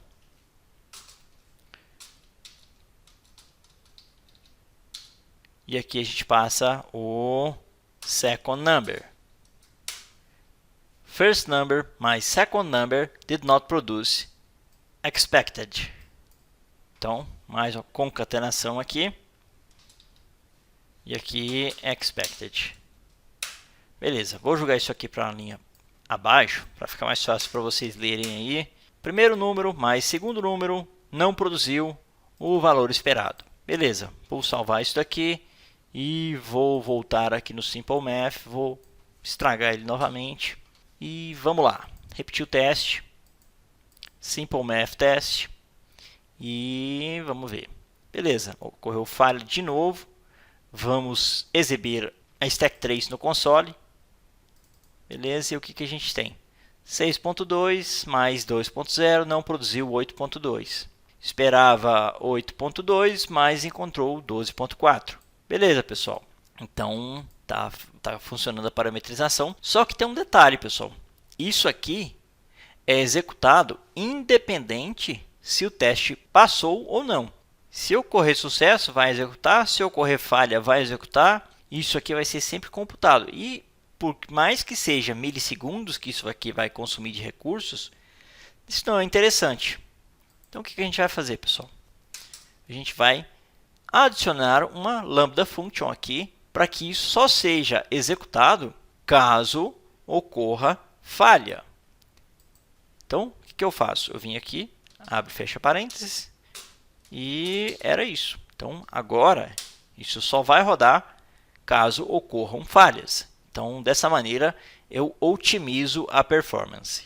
Beleza, pessoal? Então, repetindo, ainda vai ocorrer o erro, né? Da mesma maneira. Vamos só conferir se tem o mesmo resultado. Resultado é exatamente o mesmo. E agora vamos voltar aqui, Ctrl Z, e vamos repetir novamente. Run. E aí está. Perfeito, pessoal. Então o teste está funcionando. E dessa maneira a gente conheceu as lazy assert messages. Beleza? Então é isso aí. Até a nossa próxima aula.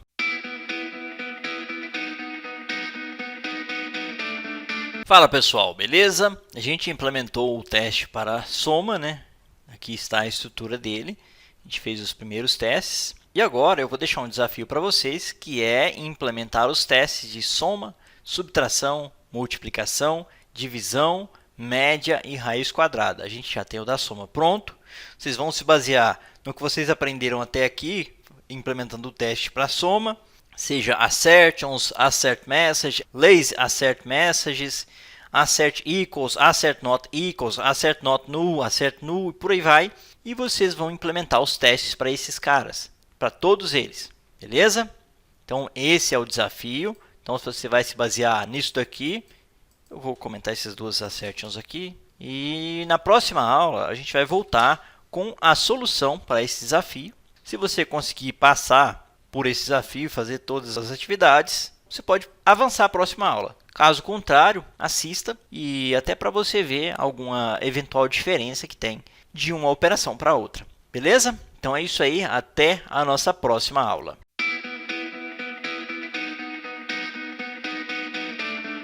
Que é justamente soma, subtração, divisão e por aí vai. Vamos começar pela subtração. A gente tem o teste soma, vou copiar esse cara, Ctrl Alt setinha para baixo, teste division, subtraction, né? Teste subtraction. Então vamos manter os mesmos números para ficar mais simples. Vamos trocar aqui para subtraction. Beleza? E agora vai mudar o valor esperado. O que a gente espera? De 6.2 a gente subtrai 2. Vai dar um resultado 4.2. 4.2. Beleza? Aqui na nossa assert message a gente vai trocar o sinal para menos. Beleza? Subtração feito. Agora vamos fazer a multiplicação. Multiplication. E aqui, multiplication. Segunda opção aqui. Beleza. 6.2 multiplicado por 2 vai dar 12.4. 12.4. Beleza, aqui o sinal é de asterisco ou multiplicação. Beleza, agora a divisão. Division. E aqui, division. 6.2 dividido por 2 tem que dar 3.1. Beleza.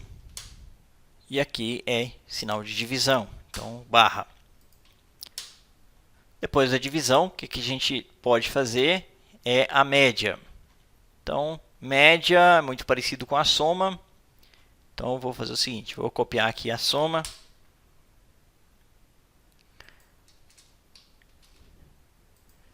Beleza. Média. E aqui, média. Beleza. O que muda aqui, pessoal? É que agora a gente tem o first number. Então, vamos adicionar aqui entre aspas, né? A fórmula, né? Abre parênteses.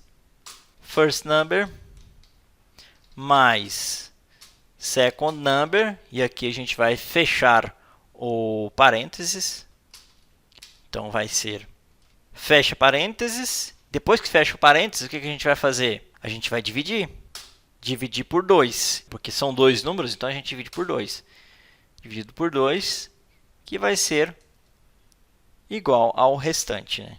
Na verdade, poderia ficar na mesma linha, mas assim também resolve. Beleza, então assim é a média, né? Que é o primeiro número mais o segundo número dividido pela quantidade de números, que no caso é 2. Perfeito, média implementada, agora vem a raiz quadrada. De novo, vou me basear nesse cara. E agora vai ser o teste square root. Teste square root. Beleza. Só que o square root só recebe um número, né? Então, vamos trocar aqui. First number e second number. Square root só recebe um número. E eu vou chamar esse cara de apenas number. Então, Alt Shift R, number. Qual o número que eu vou colocar aqui? Vou colocar o 81. O esperado para esse cara é o 9, né? Então, a raiz quadrada de 81 é 9. Vou mover esse cara para cima. Beleza. Number, expected e atual. Beleza.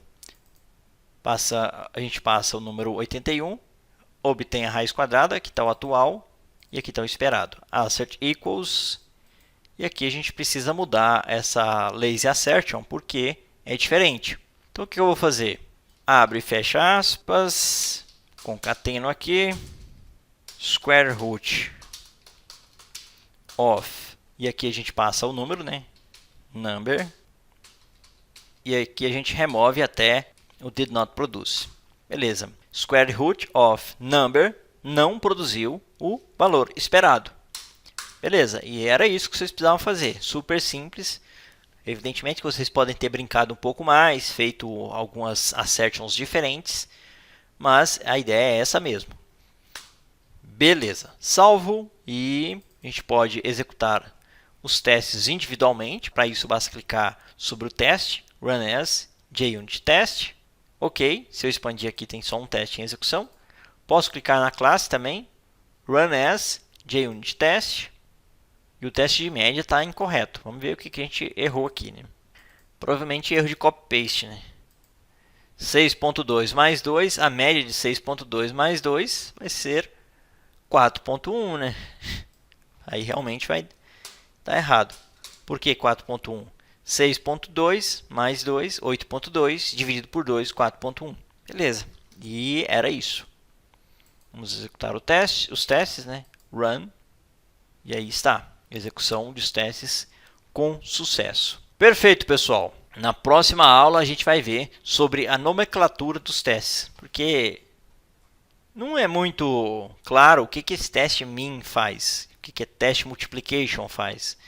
Então, a gente vai ver direito qual que é o padrão que se utiliza para nomear testes. Beleza, pessoal? Então, é isso aí. Até a nossa próxima aula.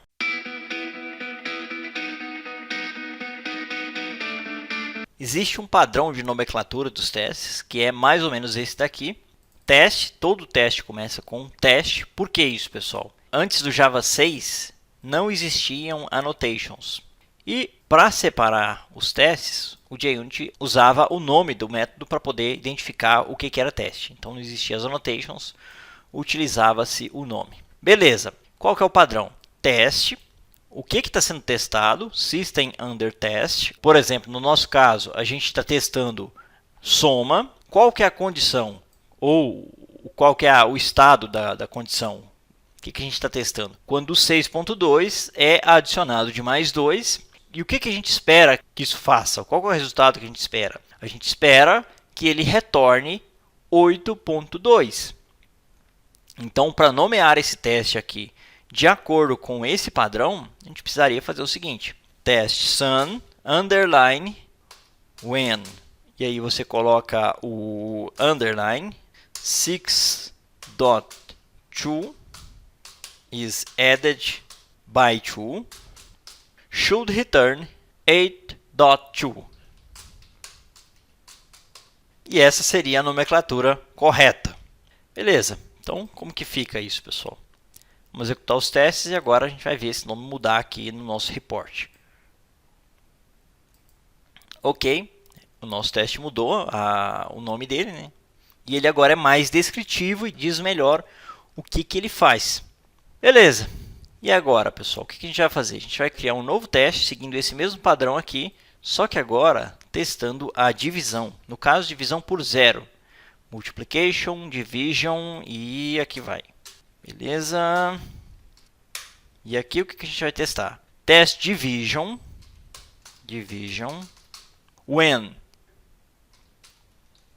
first number is divided by 0. Isso aqui precisa lançar uma arithmetic exception. Então, should throw, na verdade, né? Throw arithmetic exception.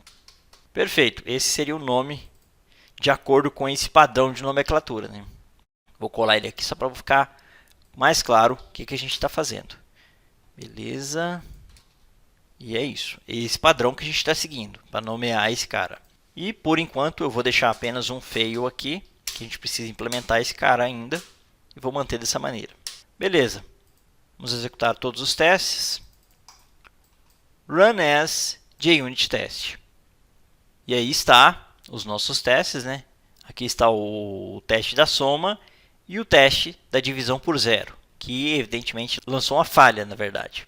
Só que, pessoal, ficar colocando esses nomes gigantes aqui também não é uma coisa muito interessante. O que dá para fazer para melhorar isso, para fazer que isso daqui fique ainda mais legal e eu não precise colocar esses nomes gigantescos aqui? É para isso que existe a Annotation Display Name, que a gente vai conhecer na próxima aula. Beleza? Então é isso aí. Até a nossa próxima aula.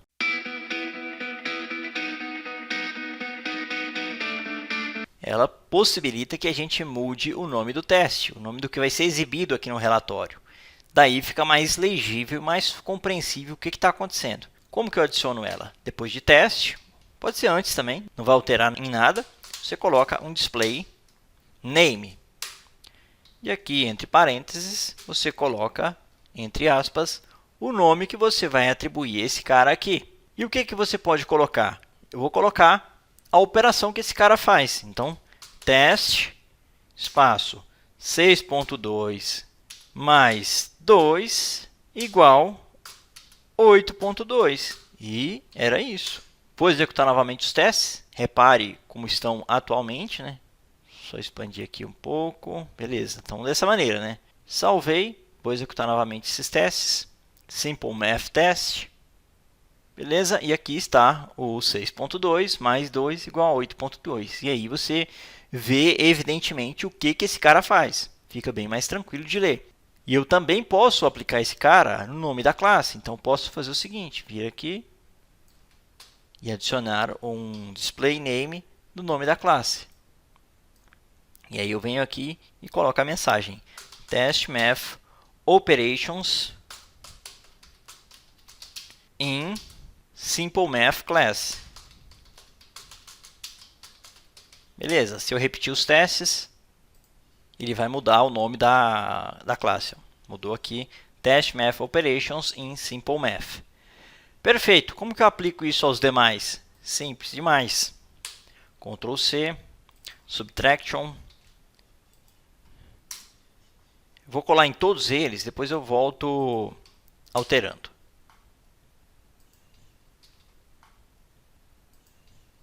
Beleza. Soma, subtraction, né? 6.2 menos 2 vai ser igual a 4.2. Multiplication, 6.2 vezes 2 vai ser igual a 12.4. Division, 6.2 dividido por 2 vai ser igual a 3.1. E aqui a divisão por zero. Eu vou chamar esse cara de Test Division by Zero. Então você pode usar esse display name para dizer exatamente qual regra de negócio que esse cara está validando. E aí fica bem mais interessante. Agora, teste da média, né? 6.2 mais 2 dividido por 2 tem que ser igual a 4.1. E por fim, o square root. Teste square root of 81 tem que ser igual a 9. E era isso. Vamos repetir os nossos testes mais uma vez. E agora tem que mudar para essa forma mais legível de teste. E aí estão os nossos testes. Beleza, pessoal? Esse é o display name. Dessa maneira você muda o nome do teste e fica mais fácil de você ler e interpretar como o que está acontecendo. Você pode usar a regra de negócio para dizer o que está fazendo. Então é isso. Na próxima aula a gente vai conhecer o BDD Style ou Given, When and Then. Beleza? Então é isso aí. Até a nossa próxima aula.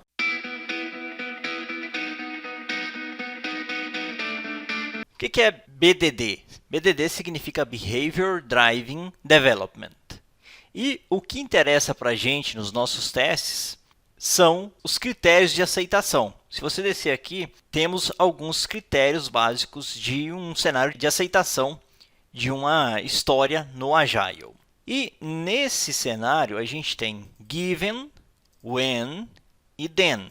Todos os seus testes, sejam eles unitários ou de integração, eles têm essa estrutura aqui, ou pelo menos deveriam ter essa estrutura aqui. O que é o Given? É o contexto inicial, ou o cenário inicial das nossas classes. É onde você vai setar as configurações, os seus mocks, vai inicializar as variáveis. When é quando você dispara o gatilho que inicia a execução do cenário. Daqui a pouco a gente vai ver isso no código e vai fazer mais sentido. Mas é quando é efetivamente executada uma ação e isso retorna um resultado. E aí que entra o then, que é a avaliação se o resultado corresponde ou não com o esperado.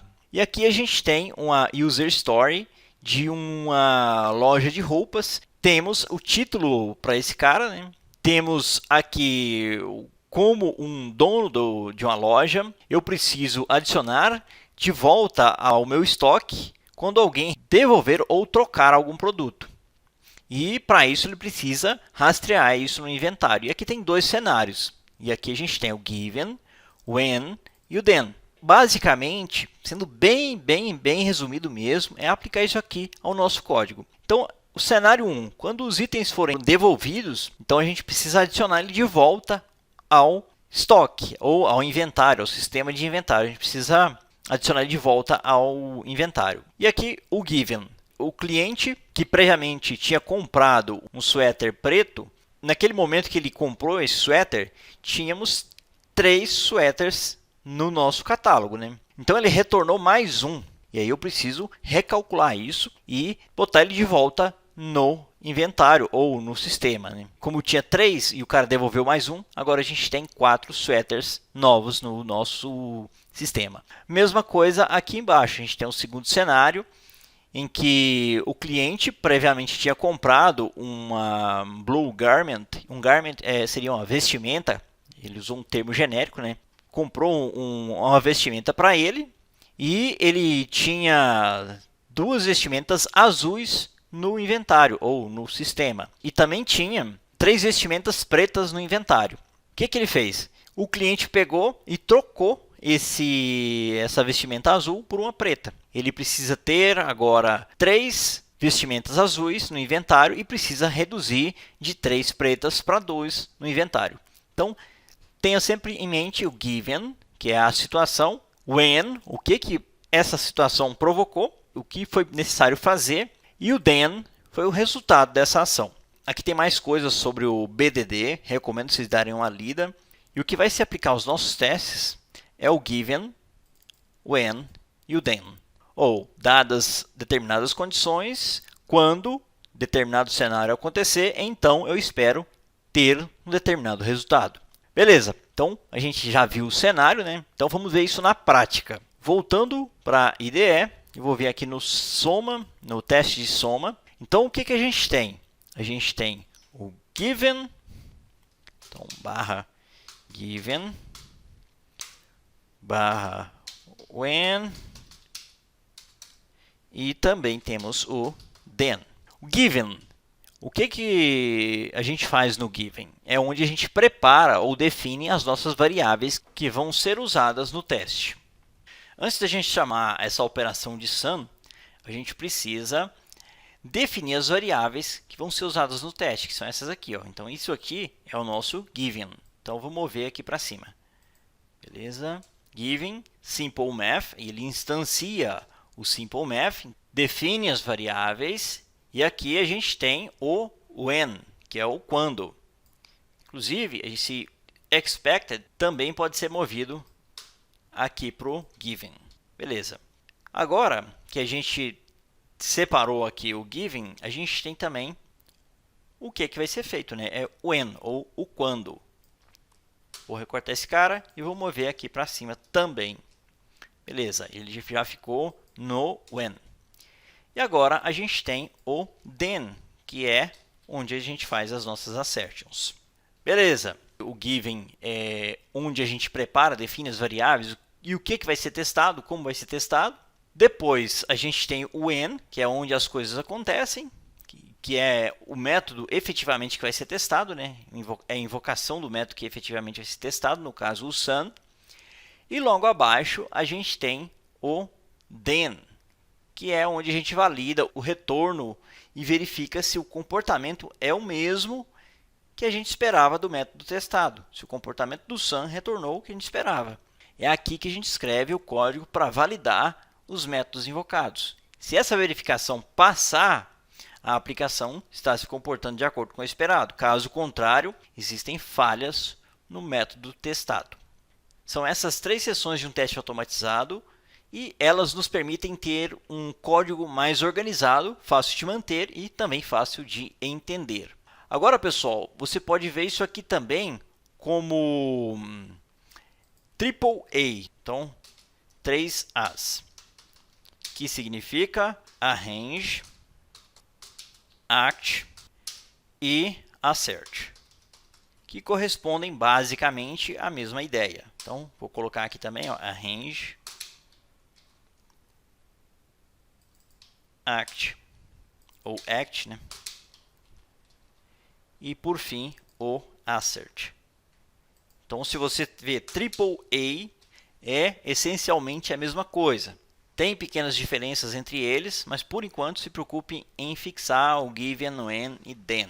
Depois que você fixar isso, aí sim você parte para aprender esse arrange, act e assert, que em essência é a mesma coisa. Resumindo muito, é a mesma coisa. Frameworks como o Mockito possibilitam a criação de testes seguindo esses conceitos aqui, que é o given, when e o then. O próprio framework foi desenhado para isso. Mais uma vez, resumindo muito o que é BDD, a gente pode dizer que BDD é uma boa maneira de organizar o código dos nossos testes. Agora, voltando ao AAA, antes de a gente fechar essa aula, é o seguinte, eu vou deixar 3 recursos para vocês explicando o que é esse AAA. Ah, Leandro, mas você está mostrando coisa aí em .NET, em C#. Pessoal, o conceito é o mesmo, então você pode ler isso daqui, que conceitualmente, esse tipo de coisa aqui, design pattern, isso daqui, enfim, tem muita coisa que, independente da linguagem, o conceito é o mesmo. E além do mais, Java e C# não tem tanta diferença assim. Então, vou deixar esses 3 artigos para vocês darem uma conferida e estudar eles. E eu acho que aí vai ficar tranquilo, vocês vão definir o que é melhor vocês usarem, se é given, when e then, ou arrange, act and assert. Beleza? Então, é isso aí. Até a nossa próxima aula.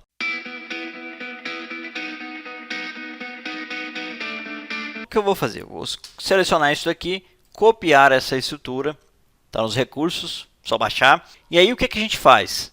Você vai vir aqui em Window, Preferences, vamos pesquisar por Java, basta você descer aqui em Java, escolha a opção Editor e você vai vir em Templates. Beleza? Clica em New. E aí você vai definir o nome do seu template. Eu vou colocar o nome de teste BDD.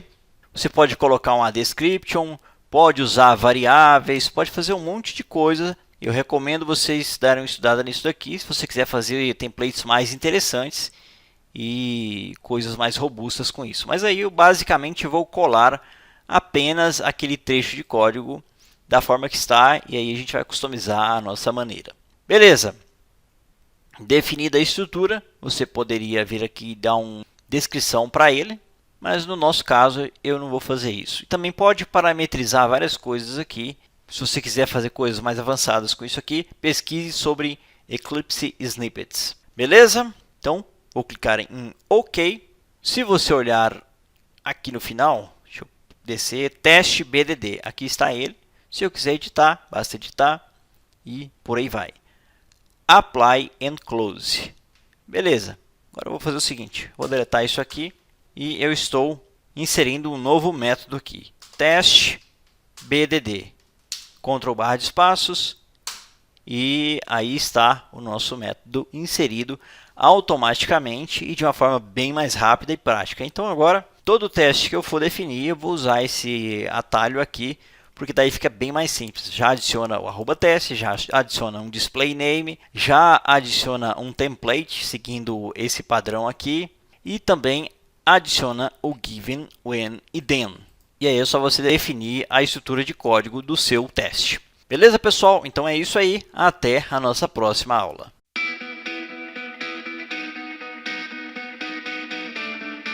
Por exemplo, no nosso caso, a gente tem esse teste division by zero que sempre falha porque ele ainda não foi implementado. Então, a gente pode simplesmente vir aqui e comentar esse cara e aí executar novamente os testes. Vamos testar novamente o Simple Math. Agora todos os testes passaram, só que o teste division by zero nem ao menos apareceu no relatório. Então, ele nem aparece aqui. Então, não é uma boa ideia você vir aqui e comentar o teste para que ele não seja executado. Como que a gente faz para resolver isso? Existe a possibilidade de você desabilitar um teste. Para isso, você vem aqui, @disabled. Ok. Salvo e vamos executar os nossos testes. Ok, test math. E aqui os testes passaram, mas aqui ele mostra claramente que tem um teste que foi ignorado. Esse teste aqui. Então, ao usar a annotation disabled, pelo menos eu sei no relatório que existe um teste que não foi implementado e eu preciso trabalhar nele ainda. E aqui você pode adicionar entre parênteses, por exemplo, um to do. We need still work on it. Ou nós ainda precisamos trabalhar nesse cara. Beleza, vamos executar novamente os testes. Ok. E aí, você pode deixar mais detalhes aqui no to do, pode, enfim, deixar muito mais informação sobre o que envolve essa mudança. Dessa maneira aqui, você desabilita um teste. Lembrando que não é recomendável que você faça isso daqui. Isso aqui é feito em situações excepcionais, como é o caso aqui. Ó. A gente tem uma fail aqui, não foi implementado, mas a gente vai precisar desse teste. Em versões futuras, a gente tem que adicionar esse teste aqui. Beleza? É isso. Até a nossa próxima aula, em que a gente vai conhecer o ciclo de vida dos testes no JUnit.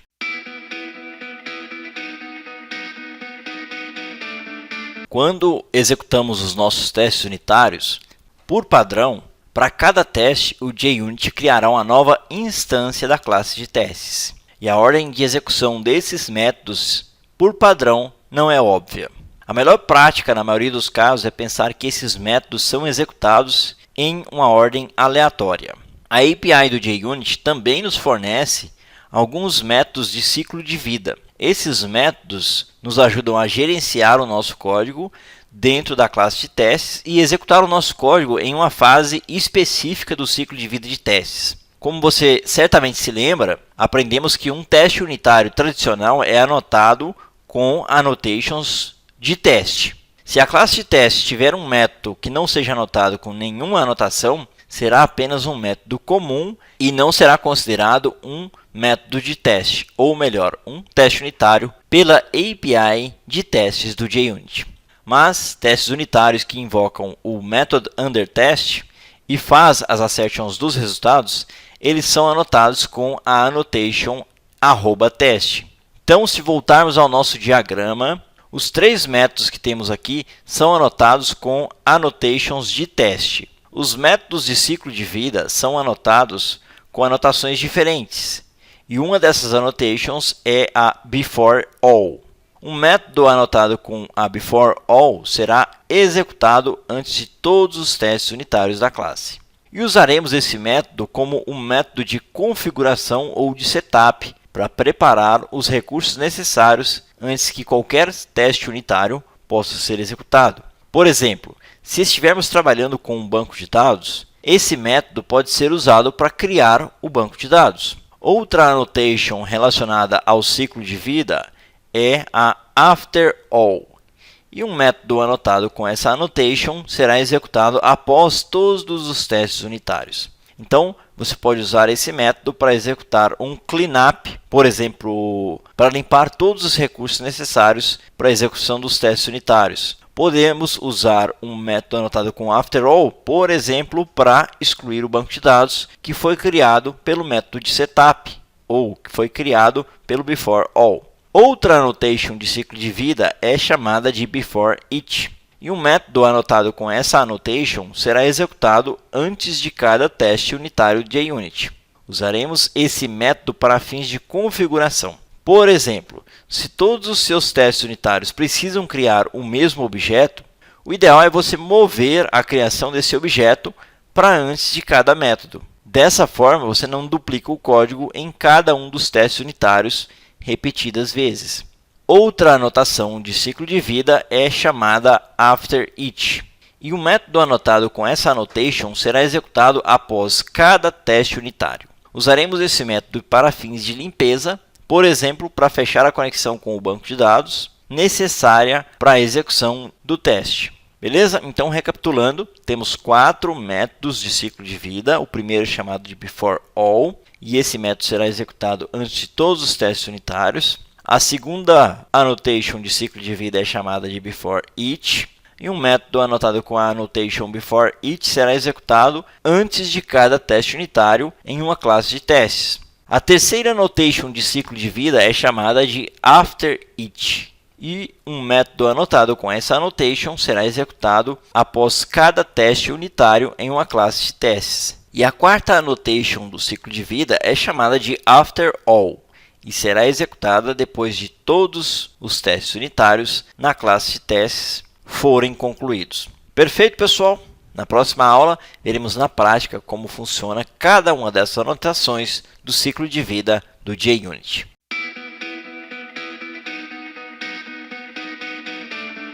Então, a gente vai conhecer essas annotations before all, before each, after each e after all na prática. Voltando para a IDE, a gente vai entender para que serve cada uma delas. Primeira coisa, a gente vai entender como funciona o before all. Vamos adicionar aqui um void setup, abre e fecha parênteses, e aqui a gente adiciona o before all. Para demonstrar que a gente está utilizando o before all, a gente vai adicionar um sysout aqui. Antes, vamos adicionar aqui o before all, e aqui a gente vai adicionar um sysout. Beleza, running, beleza, e aqui a gente pega o before all, running before all method, beleza. Só que esse cara aqui, pessoal, diferente dos testes, ele não pode ser apenas void, ele também precisa ser estático. Static void setup. Beleza, e aqui você define algo que vai ser executado antes de todos os testes. Você usaria ele para isso. Então, antes de eu executar qualquer teste, eu executo um before all. Da mesma forma que existe o before all, existe o after all.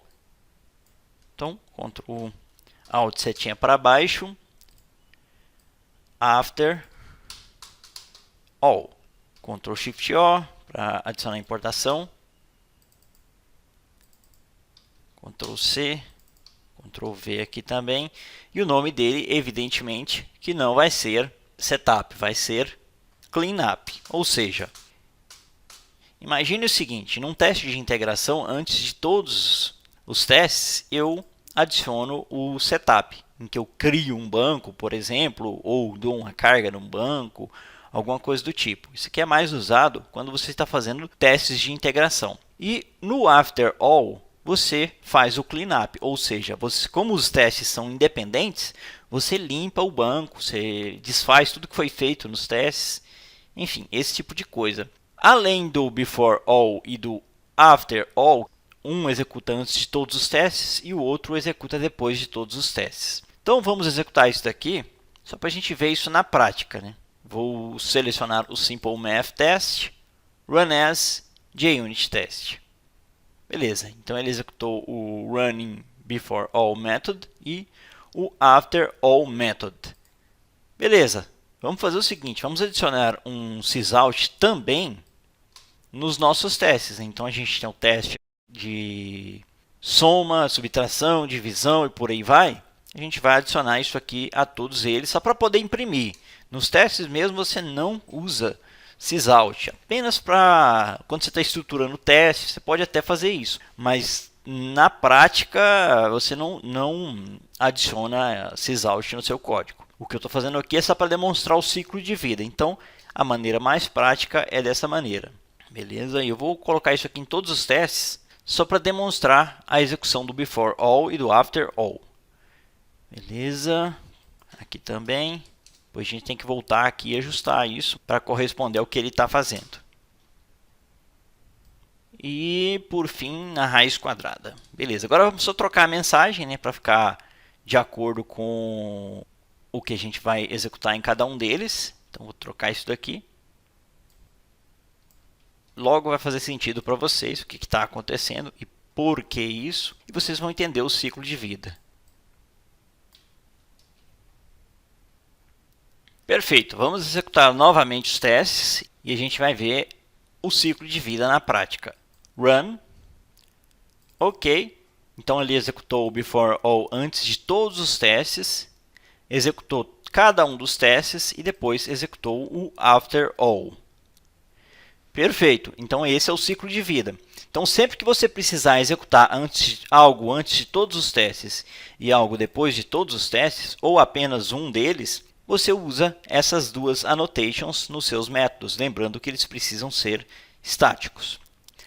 Perfeito. Além disso, existe o before each e o after each, que vai ser executado depois de cada método. Esses caras são usados para executar antes de todos os métodos. Um exemplo é que a gente sempre cria uma instância de math e simple math. E nesse caso aqui, a gente pode simplesmente mover isso aqui para o before each, para executar antes de cada um dos testes. Beleza, então vamos fazer isso. Vamos criar esse novo método, né? Vou duplicar esse cara. Agora vai ser o before each. Before each, que é o que executa antes de cada teste. E eu vou chamar esse cara de before each method.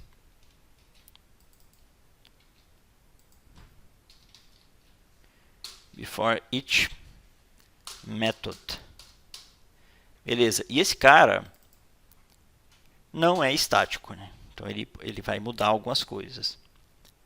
Aqui a gente vai trocar também para before each. E o que a gente vai fazer?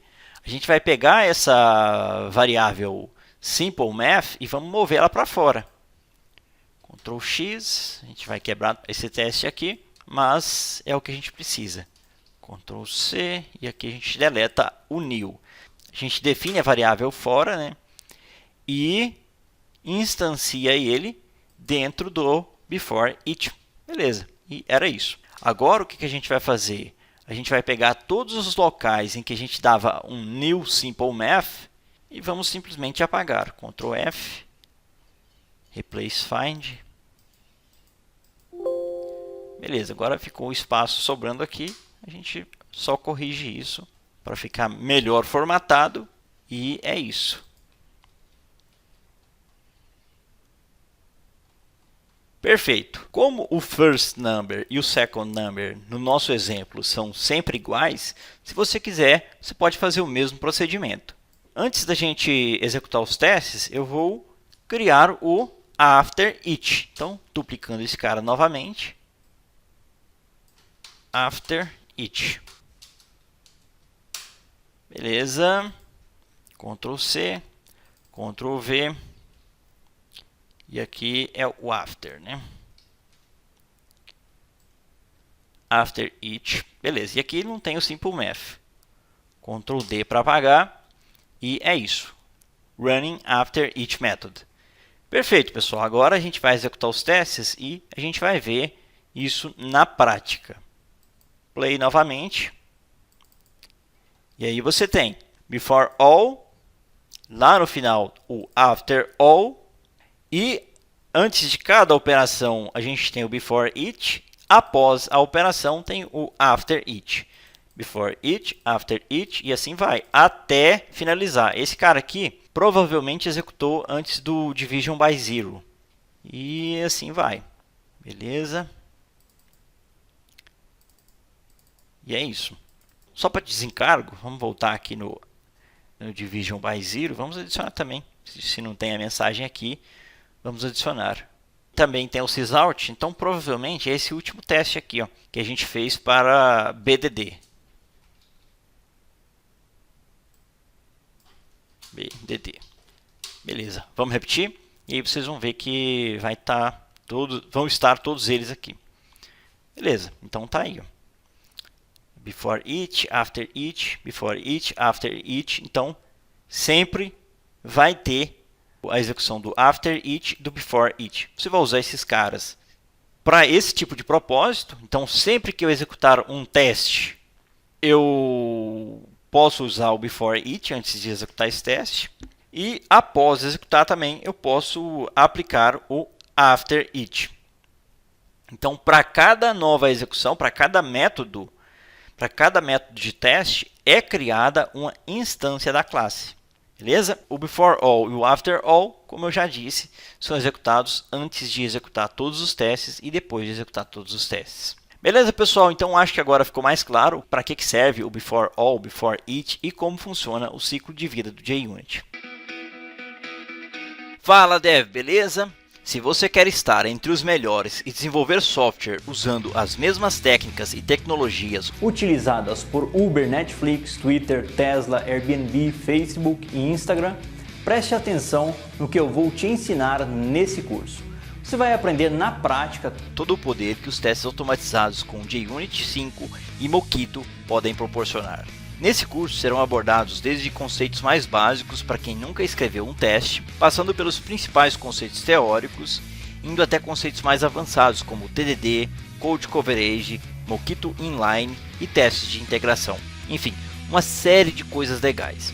E claro, tudo isso reforçado com exemplos práticos para que você aprenda testes de verdade. E para fechar com chave de ouro, iremos testar uma aplicação desenvolvida em Spring Boot 3, camada por camada. Primeiro aprenderemos a testar os repositórios, depois os serviços e fechando os controllers. Mas não para por aí. Na última sessão conheceremos os testes de integração e as principais tecnologias envolvidas como Docker, Test Containers, Rest Assured, Spring Boot Mock MVC e muito mais. Ao final de tudo, você entenderá como uma stack de tecnologias envolvendo Spring Boot, Docker, JUnit 5 e Mockito fazem tanto sentido juntos e possibilitam a construção de aplicações sólidas e eficientes. Além de todos os vídeos que esse curso contém, ele vem acompanhado de guias por escrito para que você possa tirar dúvidas, revisar conceitos importantes e fixar o conhecimento. O curso é projetado para que você saia do zero absoluto e consiga testar suas aplicações de forma eficiente. E se nessa jornada surgirem dúvidas, eu vou estar sempre à disposição de você no fórum de perguntas e respostas para auxiliar e para tirar toda e qualquer dúvida. E para quem não me conhece, eu sou autor de outros cursos aqui na plataforma e já estou com mais de 50 mil alunos. Esse curso é um curso amplo, todo mundo pode fazer. Desde quem nunca escreveu um teste até quem tem uma mínima ou intermediária experiência. Além de tudo isso, a Udemy lhe dá um certificado ao final do curso que poderá lhe ajudar, inclusive, a conseguir uma promoção ou um trabalho mais interessante. E se até 30 dias você sentir que o curso não era bem o que você procurava, a Udemy lhe permite pegar o seu dinheiro de volta sem nenhuma burocracia ou ressentimento de minha parte. Se você quer levar suas aplicações e sua carreira para o próximo nível, então não perca mais tempo. Vamos às aulas!